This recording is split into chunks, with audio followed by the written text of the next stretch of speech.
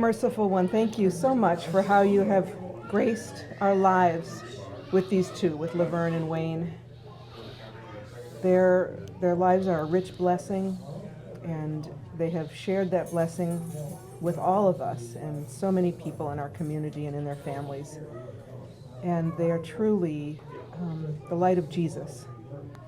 And we just ask that you open our minds and our hearts and our ears to learn from them and to gather their wisdom.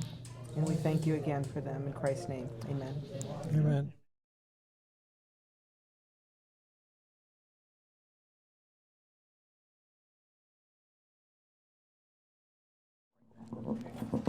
I would say my faith started when I was born, because my mom made sure that I was baptized, confirmed, went to Sunday school, and she encouraged me to keep my faith throughout my life. And after I left home and I was married, I made sure that our kids went through the same thing. They were raised in a very faith-based family. Wonderful. Thank you. My life started different than hers. According to what my father told me, when I was born, the doctor came to my father and said, "I don't know if your mother or your son is going to make it." And we both survived. and basically my faith has been an up and down throughout my life. To me, it's been a long journey, but a fruitful journey to see how you people affect me, how you help me through my faith. It's been a long journey, and it's got pluses and it's got minuses. Many of you, I can tell stories forever, but I want to keep this thing a little bit shorter. And Well, let me focus your story. Okay, so in this long journey of your faith, was there ever a time where you lost faith? Or your faith was there a time when I lost so faith? challenged? Yes. Okay, tell us about that. I remember when I went to college, I didn't want anything to do with religion. And guess where they put me? Right next to the church. That's where I had to stay. And then the other time, because of this, I was challenged continually as to my faith. I remember one time, and this was a confirmation time, when I walked out of the what do you call that, during the, my mind is, as you get older, it goes. Was it in college? Yeah, no, it was. What the question was, I met a person and says, "Are you saved?" Okay, so like. And I said, "Boy, that was an interesting." I said, "Yes." And then I thought about that after the fact, and I says, "That's an interesting question. Are you saved?" And through that, I always argue with God in many of my dreams. But anyways, I said, that's really not up to me. It's up to God if He accepts me or not. And that's how I say my faith has been up and down. So. Can you elaborate a little bit on the challenge of losing your faith? You said you went to college. Yeah, I didn't want anything to do with religion, and what turned you off? And it's interesting. I had two brothers that were pastors or were studying for pastors, but I was fed up with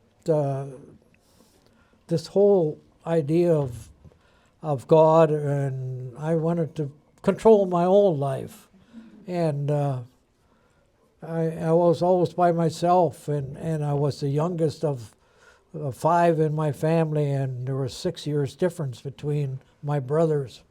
So I was always by myself. And I said, God didn't involve me at all. So I didn't want anything to do. But after the fact, when I look back, it's surprising me, and that's when I always say how the Holy Spirit works in mysterious ways. Because when I look back, people directed me into getting back, unbeknown to me at the time, because at the college I had students that would say, let's go to chapel. Oh, okay, we'll go to chapel. So I went. And that's how it got instilled back into my mind that God is important in my life also. And so often we can only see those influences of the Holy Spirit when we look back, right? Right. Not at the time. But Right. that story, that autobiography is Right. fun to look at. Okay, how about Laverne? Ever a time that your faith was challenged or you lost faith? I can't say that there was really a challenge to my faith, but without my faith in God, we wouldn't have been able to get through this challenge. My mom was a firm believer in everything happens for a reason, and God has a plan for all of us. The challenge was when I was 7 years old, my sister was involved in an automobile accident, and she was paralyzed from her waist down. And so she was bedridden for a few years, and so it was hard on all of us. I mean, we had to help take care of her, and I spent a lot of time in her room.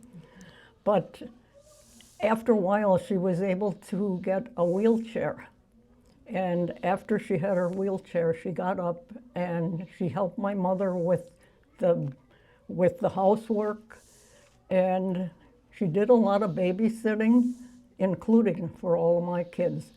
Whenever I came home from the hospital with another child, she would spend weeks with me, 7 of them.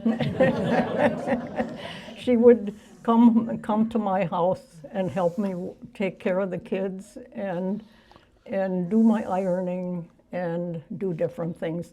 She did ironing for the local women, would bring her ironing because she enjoyed it so much. And when my mom passed away, she kept house for my dad, did his cooking and everything. So do you remember when that accident occurred, how your parents or how your family thought about this tragedy in light of their faith? Now, you said your parents said nothing, there's a reason for everything. Was it as simple as that, or was there some wrestling around that? What does this mean, and what are we supposed to do with this? I noticed that my mom shed tears Yeah. once in a while, and I can imagine being a mother, but her faith never left her. So there's just this acceptance of what came. Yeah, everything happens for a reason, she said. She said that many times. Wonderful. Yeah.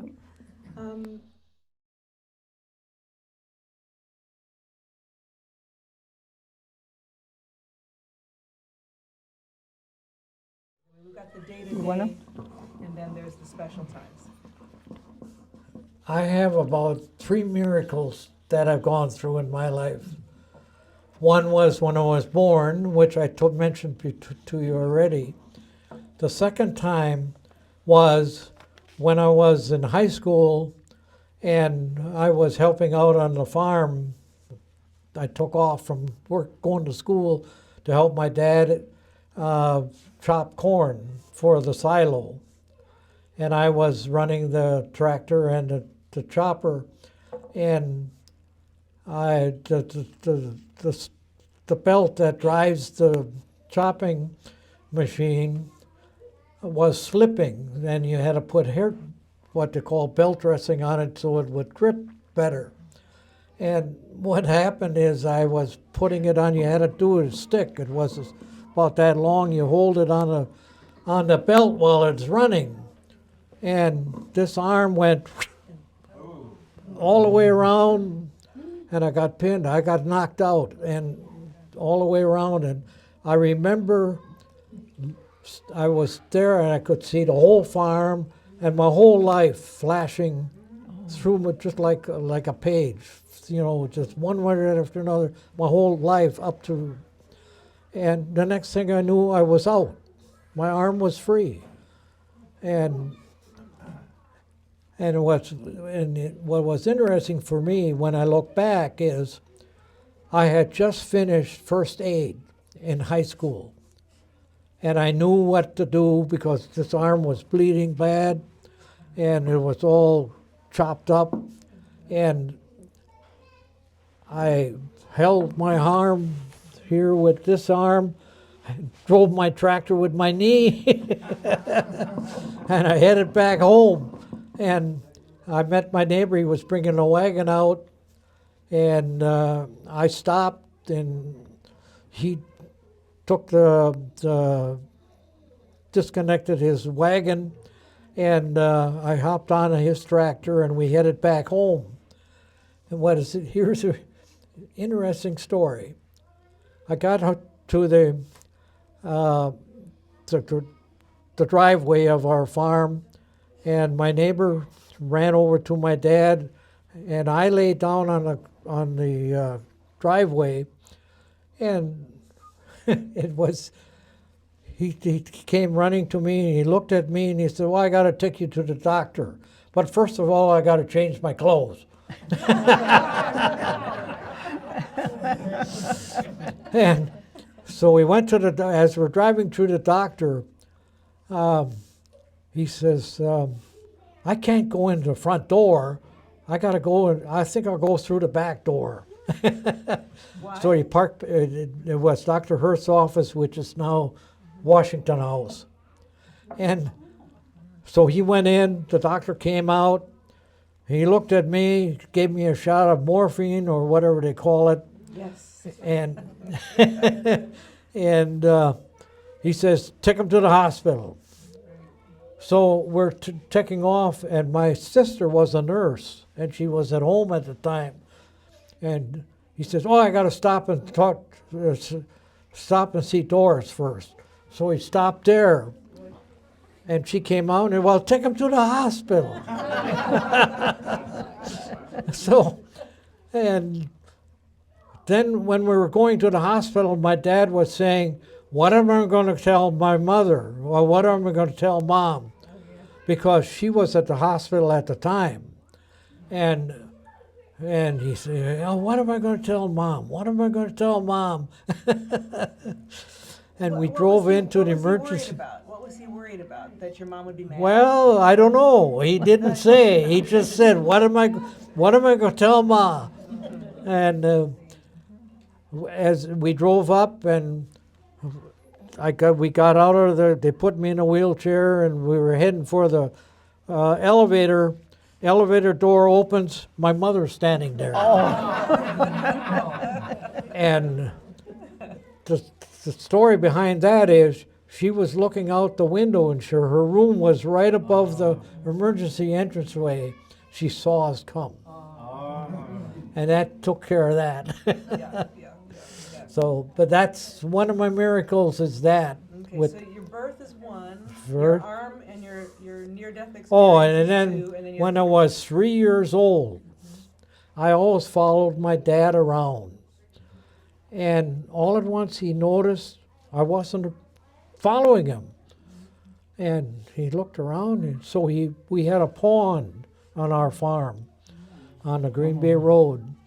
And he was looking around, and all at once he saw me on face down in the pond.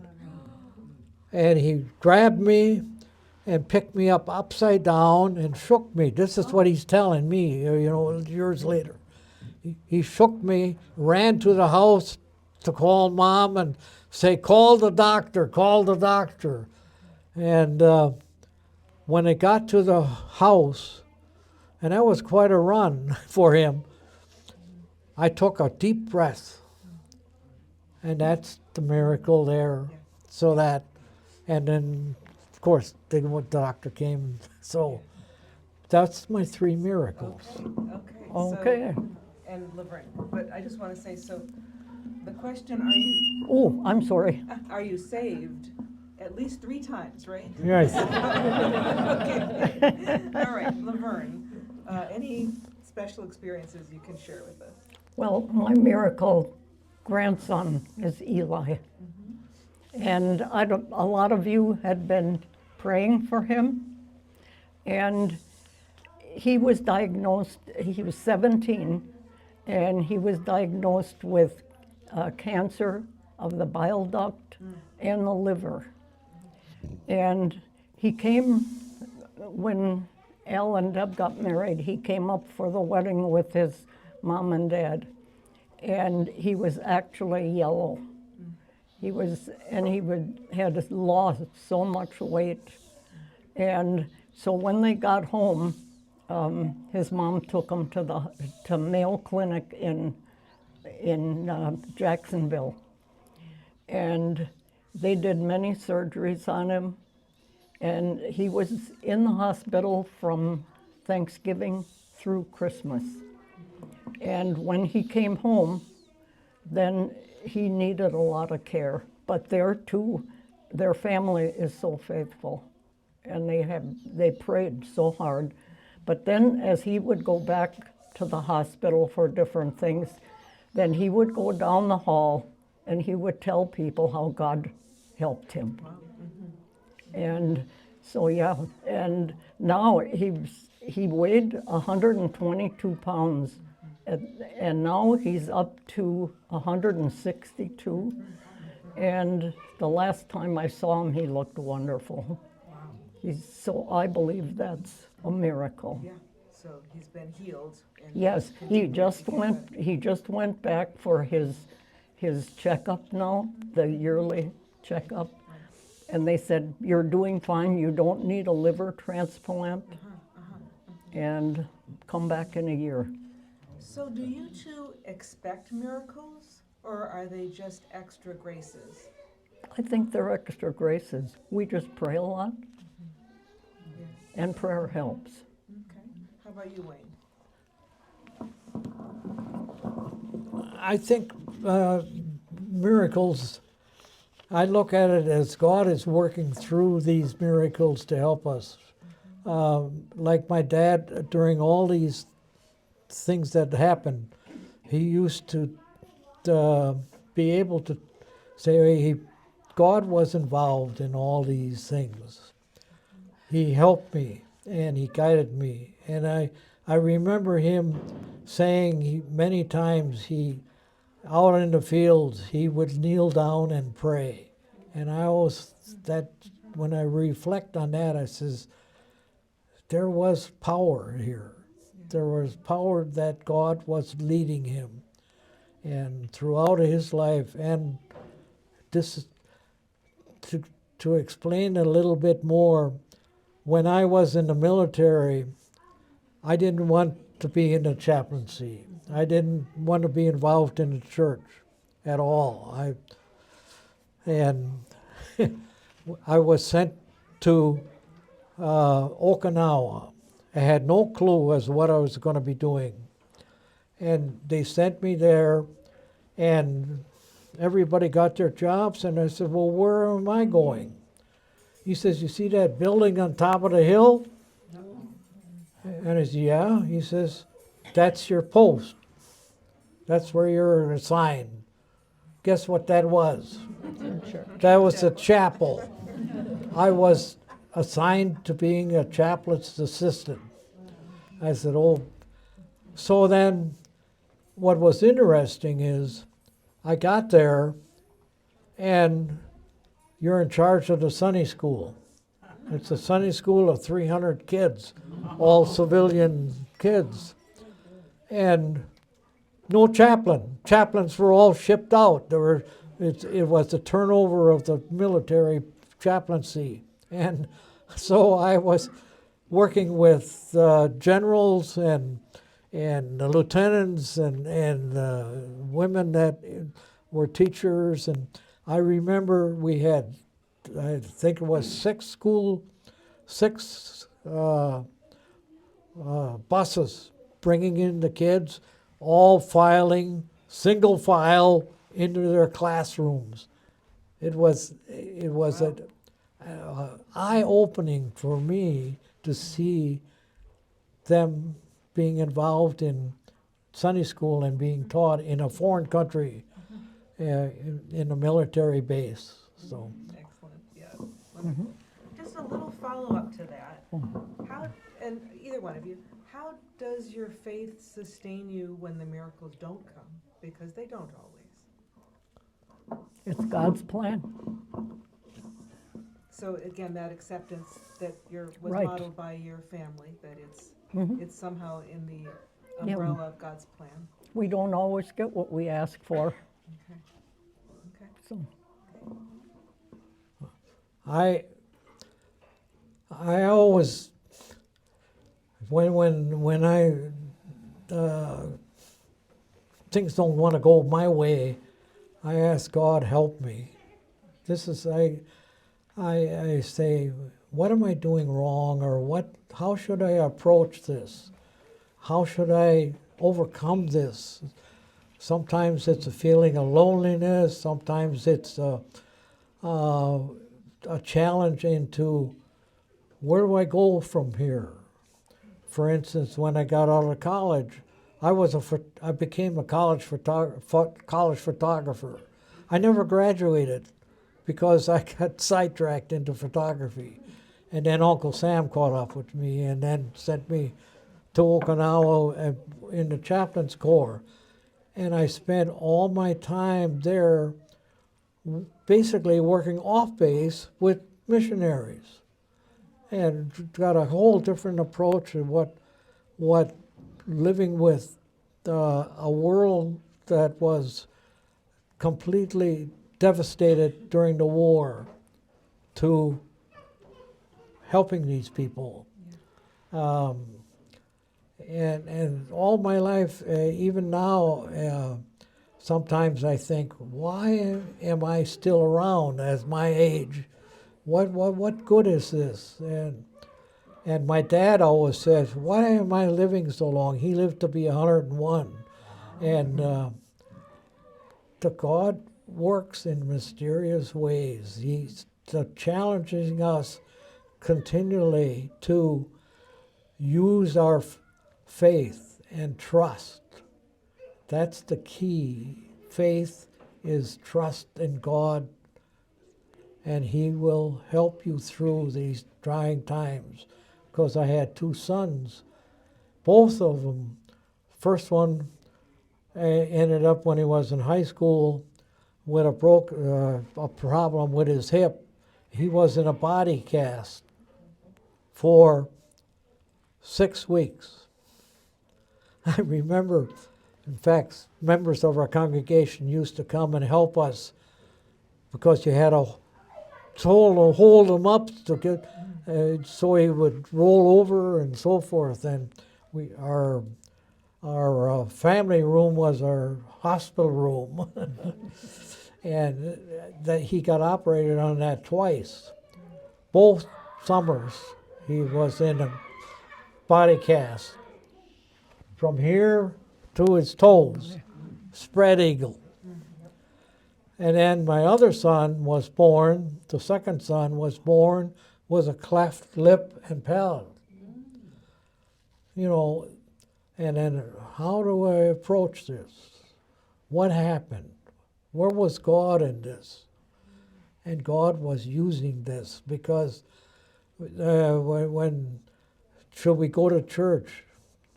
Because, you know, the first thing everybody, let me see the baby.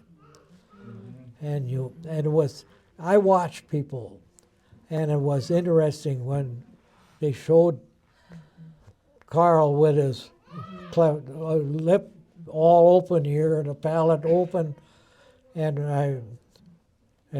they all leaned back. Oh, wow, that doesn't look good. Yet, that was my way, I think, how God worked, that people with disabilities they need this help of the congregation to help me and my mother, because and my wife, because they had to feed my son with a syringe.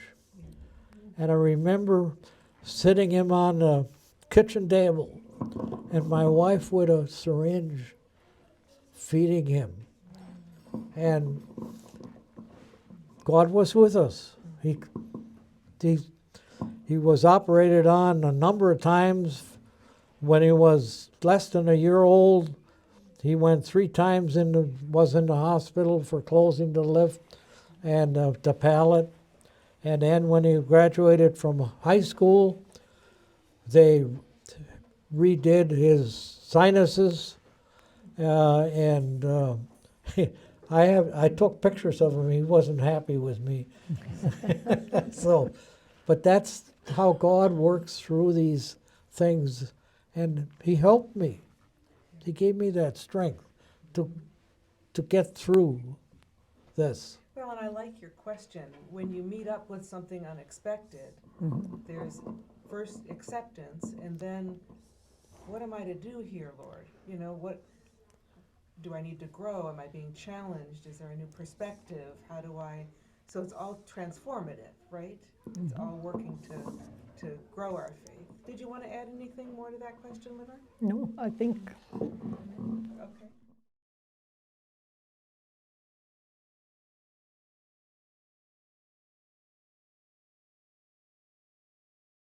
That question is a wide one. I can remember when I was a youngster and we would go to church, the pews were full. And after our family joined here, we had all the classes, the Sunday school classes were full. In fact, we had to go over to West Lawn because we didn't have enough room here. And as far as the choirs were concerned, we had the senior choir, the youth choir, cherub choir, and then after a while the celebration singers gathered. And now, all of a sudden, we didn't have a Sunday school. Thank you for making that happen, Corey. And we have only a few, but hopefully it's getting bigger. And fortunately, we do have the celebration singers yet. But gradually, I think our congregation is growing from what I see. I see more kids coming now. Yeah. Why do you think coming to church is less relevant to people now? I don't know if it's the way they're taught at home. I think that has a big influence, you know.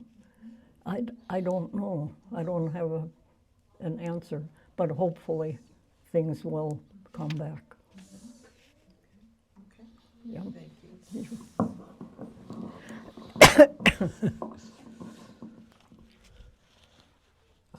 When I think about the future and the life that I've gone through, from horse and buggy to information explosion, where is God involved in this? And when I think about the church itself, I always say the church is changing because of the cultures that we're involved in. We are now an international culture versus just USA. Because I have family all over the world. My son lives in England, and he used to live in Singapore, and I got to see, his wife is from Bangladesh, and I traveled in Bangladesh, which is a third world country, and I see the influences of people working together and helping each other and loving each other. And I go back to the commandments. Love the Lord thy God with all your heart, mind, and soul, and your neighbor as yourself. Where this is important, the neighborhood, each other, helping each other. I see that being more evident today. It isn't that you have to be in church all the time, but it's helping each other, growing in the faith of love each other, helping them, the poor. The church, I think faith is reaching out to people outside the church now. It's and they're working together. When I came back from the Army, I wanted the churches in Cedarburg to start working together. I got shot down. I mean, they didn't want anything to do with it. And then a few years ago, I went to Pastor John and I told him what happened when I first came back out of the Army and then I got shot down. I said, I'm going to try this again. And so I interviewed all the pastors here in Cedarburg when I was talking about ELCA churches, the 4 churches. And I says, I want 2 lay people. I don't want pastors. 2 lay people from each congregation that are like-minded of trying to work together.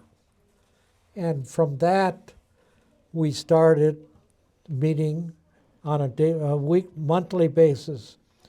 And we ended up with the first youth director of 3 of the churches. And that was reaching out, and we're working together. And of course, then the big dollar signs caused a lot of problems, and it fell apart. But with the help of the pastors, they kept staying together and working with each other. And this has grown into the churches working together. We have, even though we have small Sunday schools or we have confirmation and we have the Sunday schools, they're starting to work together and working with each other. And the youth are bringing in other youth. That's the church going outward. I think that's great. That's God's leading us there. And that's how the church is going to change. Our feelings I always look forward. I learn from the past, but look forward to see how we can improve and how we can grow with each other and help each other. Thank you so much. Mm-hmm. Now,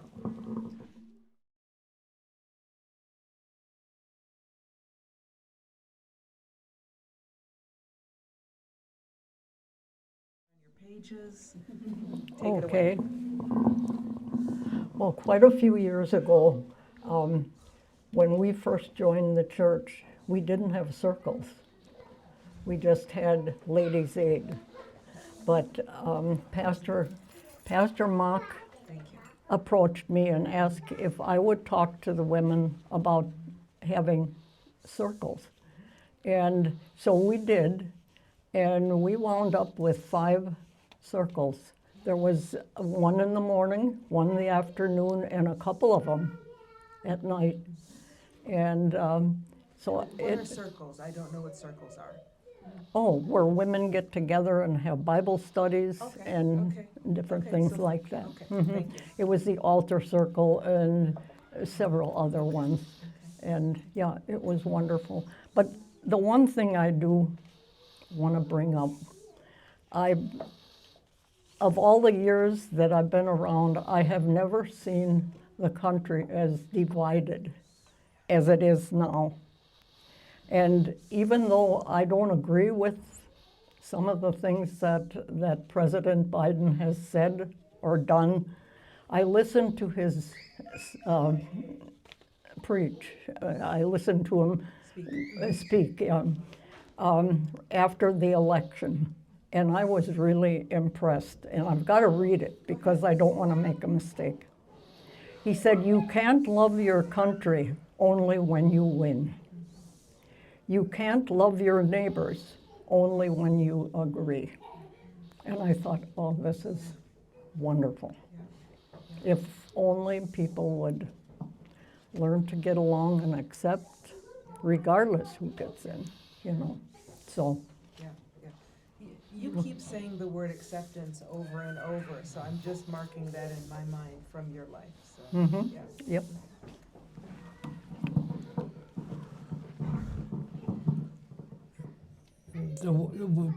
The wisdom that I see in our present day and age is the challenges that we see meeting us on a day-to-day basis, is how we accept each other, whether we agree or not, but yet able to, again, accept each other no matter, because we are all children of God.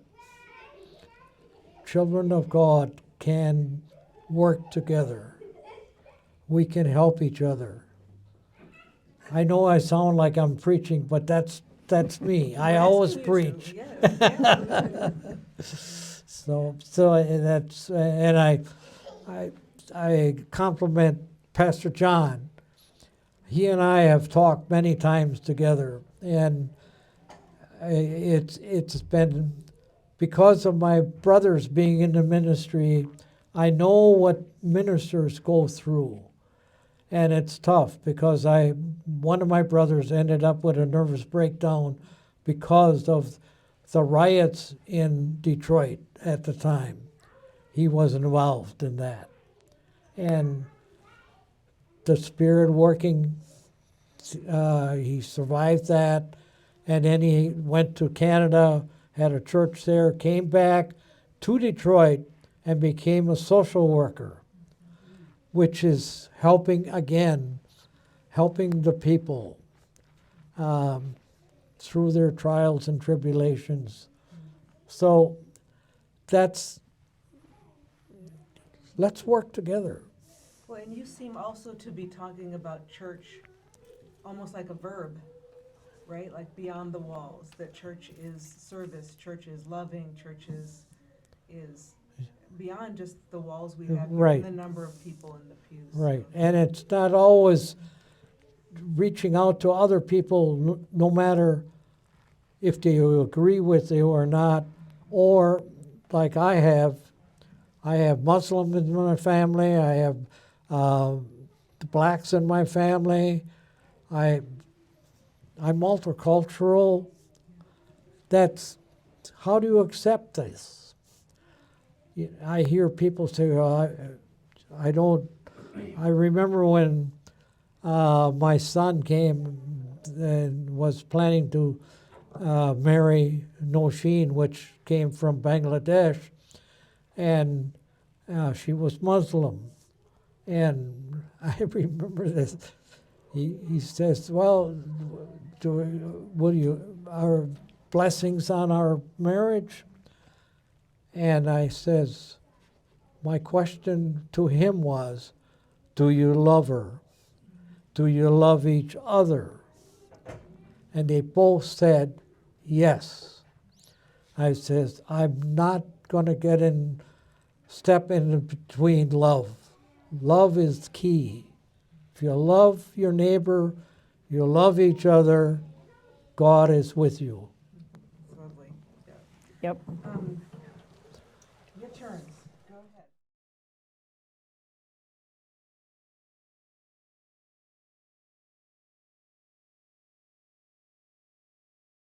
Being on Green Bay Road. So where were those in relationship to each other?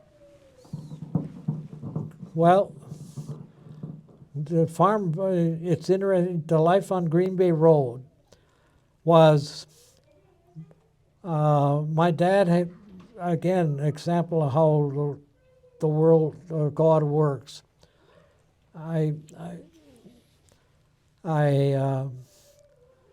Before I was born, the barn burned down. And yet, my dad built another barn, which was unique. It was a barn that was built with no beams, a huge barn. And we could drive through it with a tractor.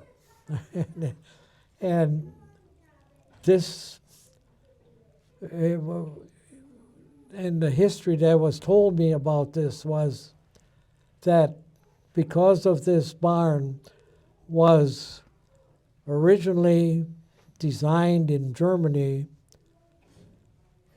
that the company was being sued because they had stolen the patent rights on this, how this was built.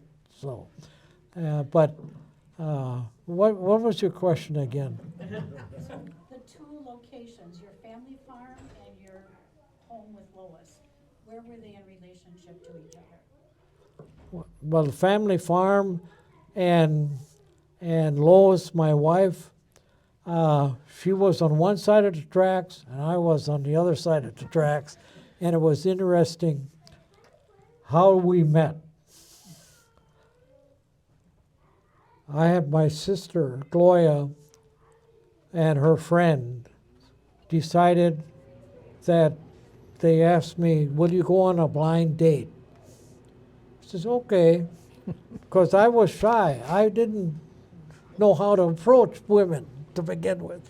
And living in a life that I live in now in a retirement settlement, which is 90% women. Yeah. But anyways, I said, okay. So we went out on our first date. And what happened I'm walking in downtown Milwaukee. We went to a movie in downtown Milwaukee. And the photographer at that time, they used to take pictures of people walking down the sidewalk. And I bought that picture of us walking down the sidewalk. But then we went out to eat. Guess where I took her? I took her to a Japanese restaurant, of course, because I came out of the military and living in Okinawa and Japan. We went there. Well, she got sicker than a dog that day. And that's when she found out she's allergic to shellfish.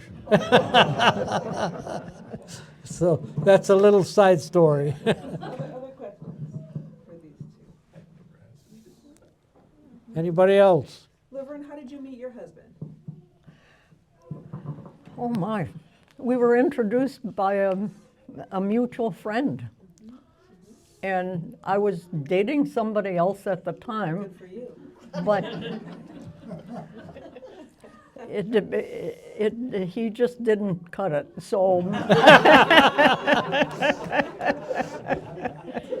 so then Jim asked me for a date, and I went, and I said, "Oh yeah, he's the one." You knew pretty quickly. Yes. You did. Yes. Yeah. Did you grow up in Cedarburg? Or No. Ozaukee County? No, I was brought up in Dodge County, Neosho first, and then Eustisford. I graduated from Eustisford High School. And Jim, was he from Cedarburg? No, he was from Neosho. Oh, okay. Yeah, Just curious. yeah. I know Wayne grew up in Cedarburg.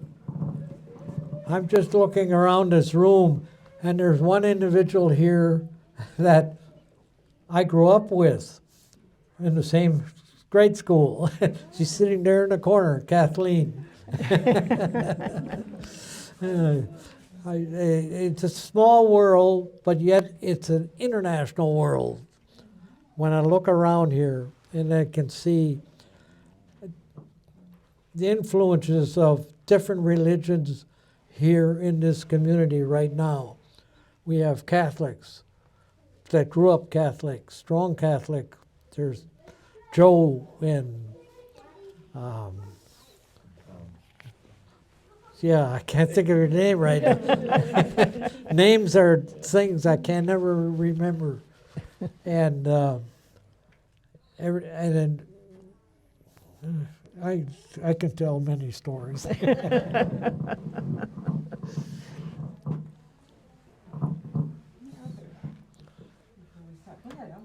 you sure your second born wasn't one of the miracles that you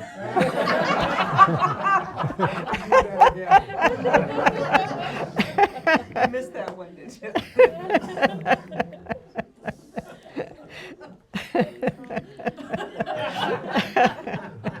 Well, thank you both very much. If there's no other answer, Mom. He's, I have to tell you, Al has been a blessing to me. He's always there for me. He has my back. Well, let's give a round of applause and thanks to our two PhDs and elders. Thank you both very much. Thank you.